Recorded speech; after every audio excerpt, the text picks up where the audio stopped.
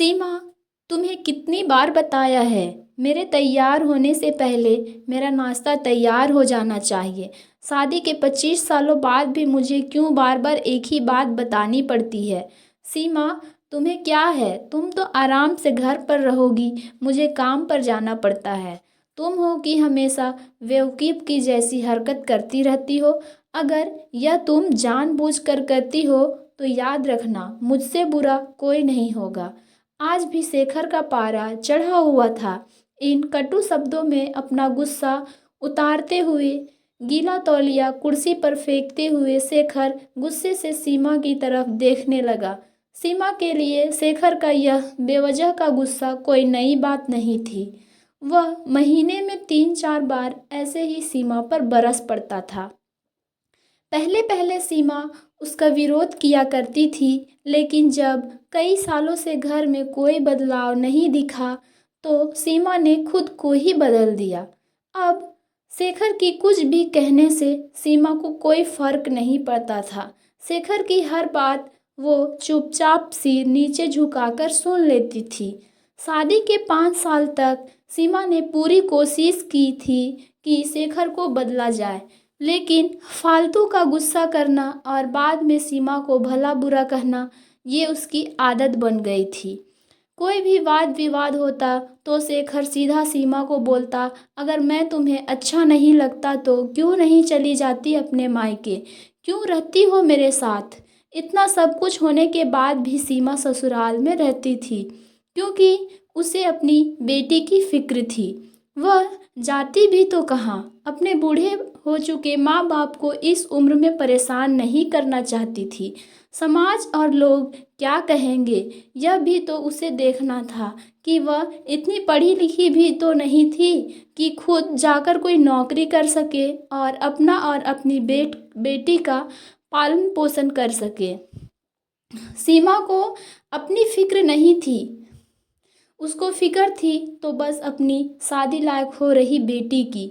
सीमा नहीं चाहती थी कि पति पत्नी के झगड़े की वजह से काव्या की लाइफ डिस्टर्ब हो। काव्या की पढ़ाई पूरी हो चुकी थी, उसके लिए अब शादी की रिश्ते आने लगी थी। कई रिश्तों को तो काव्या ठुकरा चुकी थी। 2-3 महीने बाद एक अच्छा रिश्ता आया। रिश्तेदारों और जान पहचान के लोगों ने भी लड़के की खूब गुणगान किए थे। शेखर एक दिन शाम के समय अपनी बेटी के पास बैठकर उसे बताने लगा, काव्या, लड़का बहुत अच्छा है, पढ़ा लिखा है, बड़ा घर का है, सरकारी नौकरी है, ऐसे रिश्ते बार बार नहीं आते। बेटा, इस बार मना मत करना। काव्या अपने पिता से ज़्यादा बात नहीं करती। शायद डरती थी या शायद नफरत करती थी, लेकिन आज वो अपनी पूरी हिम्मत इकट्ठा करके बोली, मुझे अभी शादी नहीं करना है पापा, मैं नौकरी करना चाहती हूँ, खुद अपने पैरों पर खड़ा होना चाहती हूँ। शेखर बोला, हाँ तो उसमें क्या बड़ी बात है, मैंने लड़के से बात की है, वो तुम्हें किसी बात के लिए नहीं रोकेगा, तुम शादी के बाद भी नौकरी कर सकती हो, वह तुम्हें नौकरी के लिए परमिशन दे देगा। मेरी नौकरी करना या ना करना उसकी परमिशन पर क्यों डिपेंड रहेगा पापा, काव्या ने पूछा। मैं कह रहा हूँ ना, तुम्हें किसी भी चीज़ की कमी नहीं होगी वहाँ, ऐसे रिश्ते बार बार नहीं आते, इसे ठुकराना मत, बहुत खुश रहोगी तुम वहाँ, शेखर बोला। पापा, क्या मैं उतना ही खुश रहूँगी जितनी मम्मी इस घर में खुश है, तंज कसते हुए काव्या ने कहा।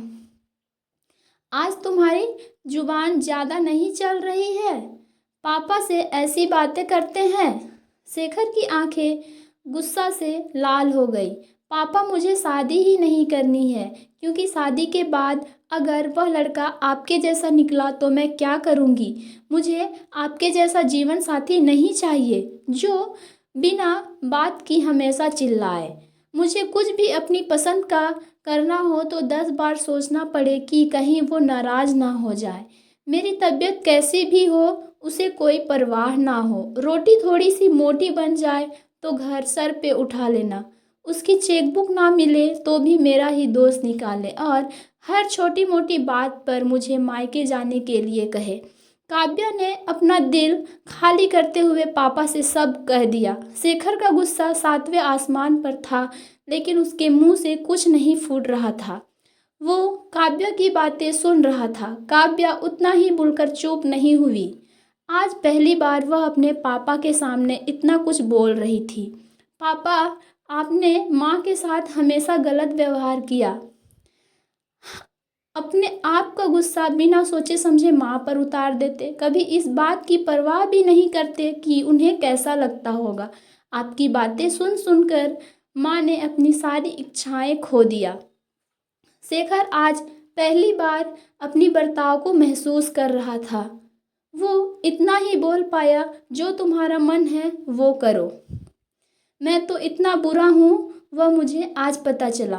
काव्या ने शेखर का हाथ पकड़ लिया और वो बोली, पापा, मुझे सिर्फ एक सवाल का जवाब दे दो।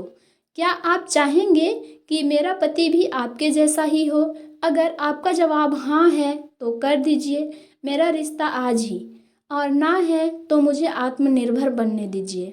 शेखर कुछ भी ना बोल पाया और वहाँ से चुपचाप बाहर चला गया। आज उसे सीमा के सामने जाने में शर्म आ रही थी। चलते चलते उसकी आंखों से आंसू बह रही थी। शेखर ने आज से अपने आप को बदलने का निश्चय किया और अगले दिन से सीमा ने अपने पति में काफ़ी बदलाव देखा और सोचने लगी कि जो हिम्मत काव्या ने दिखाई है, वह हिम्मत अगर मैं पहले ही दिखा रही होती तो परिस्थिति कुछ और होती। अब काव्या पढ़ लिख कर अच्छी नौकरी करने लगी थी और 3 साल बाद उसके लिए एक अच्छा रिश्ता आया और उसकी विदाई पर शेखर बोला, बेटा, तू हमेशा खुश रहेगी क्योंकि तेरा पति तेरे बाप जैसा नहीं है। यह बातें सुनकर सीमा और काव्या की आंखों में आंसू बहने लगी। दोस्तों, ऐसी ही कहानी सुनने के लिए चैनल को सब्सक्राइब ज़रूर करें।